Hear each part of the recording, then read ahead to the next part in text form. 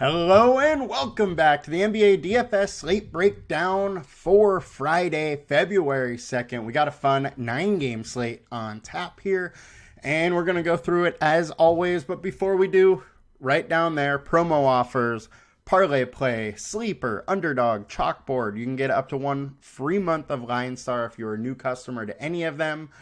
All you got to do is deposit at least $10, but I do want to bring your attention to Sleeper, which is doing a $500 dollar for dollar match, which is obviously an insane deal. And if you can, I would jump on it. Now, let's get into the slate itself.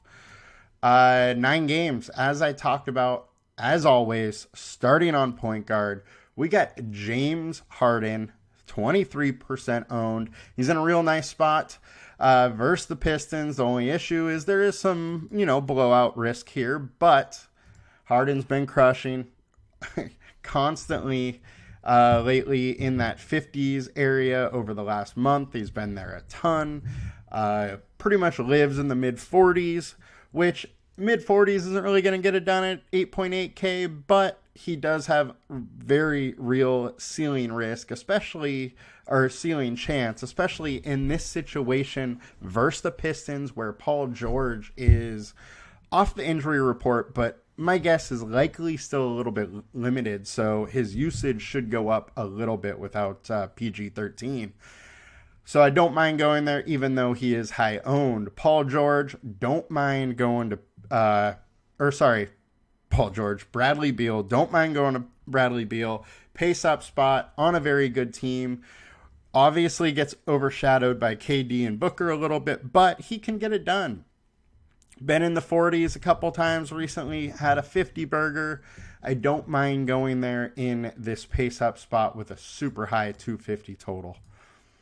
SGA, 17% owned. I think that's maybe a little bit low in this spot for SGA. One of the interesting tidbits I found, if you take off Jalen Williams, SGA is averaging 1.77 fantasy points per minute. While I do think that maybe because of a little bit of a smaller sample size, that's a little overblown, but it doesn't take off the situation that you add in. He's playing the Hornets, which is just a smash matchup, and it definitely like the spot a little bit more.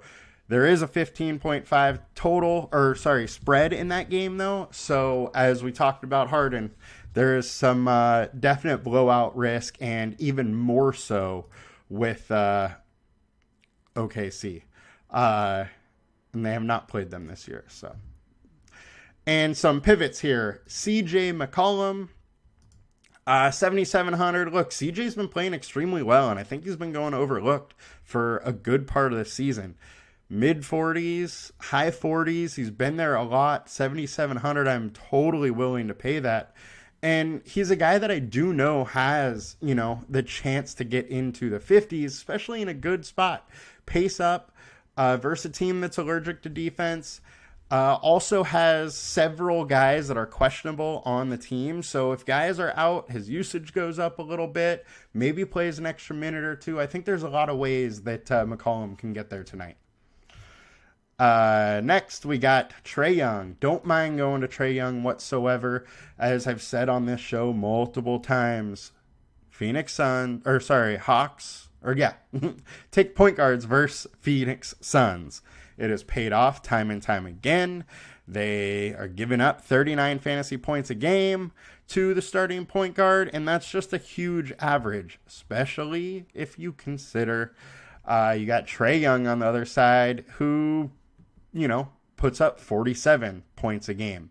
So I really do like the spot for Trae Young, and frankly, for them to stay in it, he's going to have to do something. The other thing is that we know Trae Young has that 60, 70 point ability if he really gets it going. And if he's not, very, very good chance he's still right around 50. So I don't mind the spot for Trae at low ownership. Now, on to DraftKings. High ownership, we got SGA, Fred VanVleet, and Jalen Green. Jalen Green and Fred VanVleet are too cheap in this spot. It's a close game. Very intrigued by both of them. SGA, we talked about 10.3K on DraftKings is just too low. I don't mind going there whatsoever. And the matchup tool. So, Mike Conley, Tyrese Halliburton, McCollum. Halliburton would be interesting, but he's on a back-to-back and only played 22 minutes last game. So, I do expect him to play because they limited him minute-wise the night before, but I would not expect more than 22 minutes on a back-to-back when they're obviously, using kid gloves on him. CJ McCollum up here, a guy we like. Fred VanVleet up here. SGA up here. DeAndre Fox. So this is the interesting about Fox is versus point guards when Halliburton's in there. Pacers actually aren't too bad. Now, Halliburton is only going to play like 22 minutes, but I would expect those minutes to be against De'Aaron Fox the whole time. So De'Aaron Fox, has another, say, 14 minutes or so without Halliburton to really get it done. Without Halliburton, they're not great versus point guards. So it's definitely a yin and yang spot for Fox. Don't mind taking some shots, and Booker's up there as well.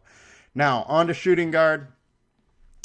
Looking at that OKC spot, no Jalen Williams, Lou Dort, Aaron Wiggins, James Harden popping up. Wiggins, 4,200. He played 25 minutes last game. We know he does have a ceiling if he's shooting the ball well. Got a couple extra minutes last time.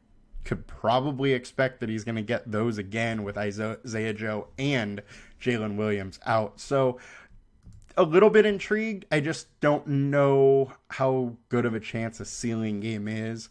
He has a couple, mid-20s appearances, but they're kind of few and far between. And Lou Dort, 4,700. He played 36 minutes last game without Jalen Williams and Isaiah Joe. So we have that again. We have him on only 31.5. I think we could probably bump that up a little bit. And he does definitely look a little bit interesting if you do bump that up. It is a good spot versus the Charlotte Hornets. We know if he shoots well, he gets into the 30 fantasy point range. But his floor is kind of what we've seen recently. 8, 9, 7s. His floor is as low as it goes. Some pivots I like. Kevin Huerter. I like this game versus the Pacers. Pace-up spot. Two teams that can really score. Super high total. And Huerter, if he gets it going, has that 40, 50-point upside. It's just a matter if, he's going to get it going. But regardless, been living in that mid-30s range, and I'm all right with that. It's not going to kill you. Dylan Brooks is kind of interesting, too. So Lou Dort is super high-owned, but these two are very similar players. Not too far off as far as price either, but Brooks is going, unowned or very low owned in a good spot, and Lou Dort is going super high owned in a good spot. I just think the difference of ownership between these two is way too much, and Brooks has, that high volatility like Lou Dort. And let's move on to DraftKings. Shooting guard, Kevin Huerter, Jalen Green, Trey Murphy. Huerter we talked about. Jalen Green we've talked about. Really like that. I think he's too cheap there. And Trey Murphy's popping up for me a little bit. 4,700 is a little bit cheap for a shooter. He can get it rolling and has that ceiling when he does. You'd imagine a team like the Spurs is one that he can definitely get it rolling with. The thing is that last game he played 27, started, but I don't expect him to start today. I do expect those guys to come back, and I would expect him back down to more like 26. Could he get there? Absolutely. Do I like it? Do I love him? No. Matchup tool, Josh Giddey, Trey Mann, Devin Vassell. Talking about Giddey, so I was high on Giddey last game. I thought he might pick up extra minutes. It turned out that Lou Dort did, but there's no reason that this game he couldn't pick up more minutes rather than Dort. But the evidence we have is that Dort would be the minute winner and not Giddey. If Giddey gets more minutes, though, real nice spot for him to go big. Man is cheap enough, I think, where you can consider him, especially with Paul George being limited. Vassal, don't mind getting a little bit. Hero, getting to a little bit as well. Now, small forward, we got Lou Dort, Trey Murphy, and Jonathan Kuminga. Kuminga has just been absolutely dominating lately. He's been playing extremely well, starting, 43 minutes 2 games ago, 39 last game. He's playing big time minutes and he keeps getting there. So, sometimes you got to say, just why fight it? I'm not personally getting to very much of him, but I should maybe look at that and see if I can bump up some of his rates or whatnot to get a little bit more. This team is definitely playing better with him and definitely needs him to keep doing this.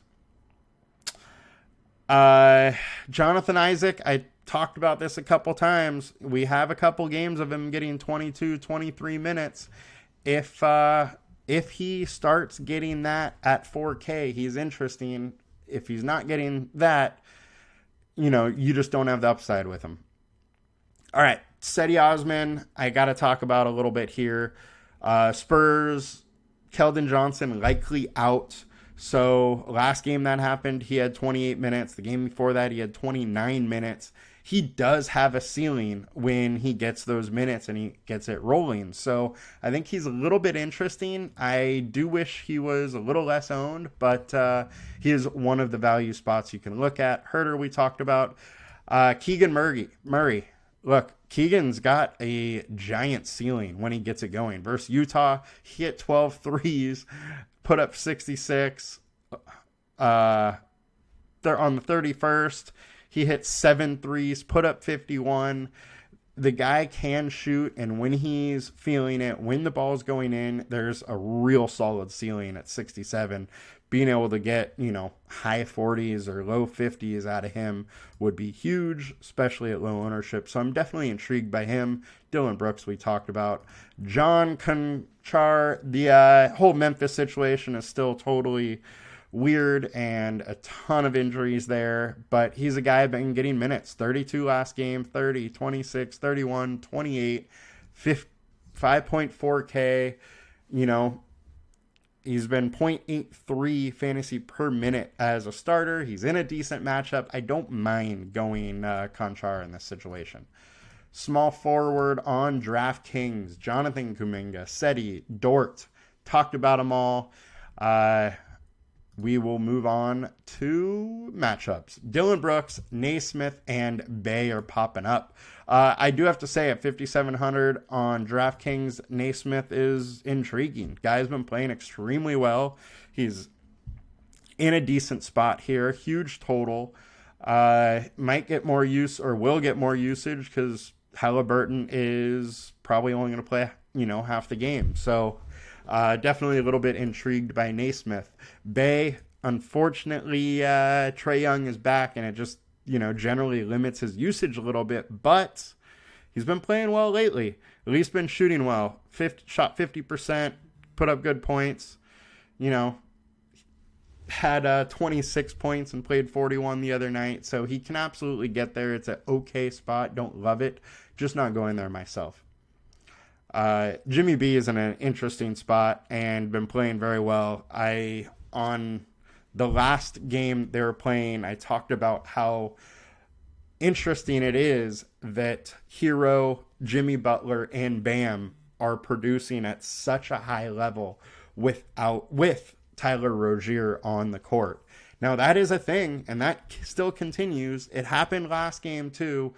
And that might be a trend that we're starting to see, that these guys are actually better with Rozier on the court. And it could just be because defense have to account for Rozier. He can score in so many different ways that, he becomes interesting and he just stretches that defense. Maybe that was kind of the missing piece for Miami. So I'm absolutely intrigued by going back to Butler at 7,800 for a guy that can get into the 50s is super interesting. Now, power forward, we got Santi Aldama, Jonathan Kuminga, Jonathan Isaac. Aldama, he started last game, put up 38. I would expect him to start again. Tillman is doubtful. He's either going to start at center and power forward, and I don't mind the spot. Don't love it. Don't hate it. Getting to a decent amount of him. He is high owned, though. Seti we talked about. Keegan we talked about. PJ Washington, I hope he comes off the bench again. He is much better coming off the bench than he is starting. He just gets more usage, and that's where 2 solid performances of the last 3. LaMelo Ball is likely out again, and it makes PJ pretty interesting, as well as his buddy Miles Bridges, who I'm pretty sure I liked, or I was supposed to like.